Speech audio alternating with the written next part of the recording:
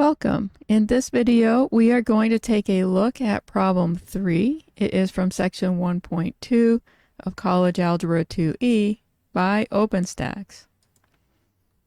This question says, what is the purpose of scientific notation? Well, scientific notation is a convenient way to write very large and very small numbers.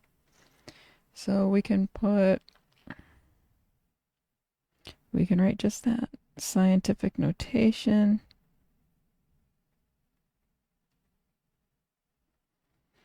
is a convenient way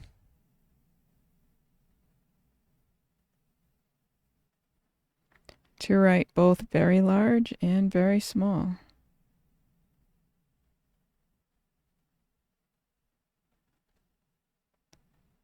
Very large and very small numbers. And that answers that question. I hope you found that helpful. Let me know in the comment section if you have any questions. Thank you for watching, and I'll see you in the next one.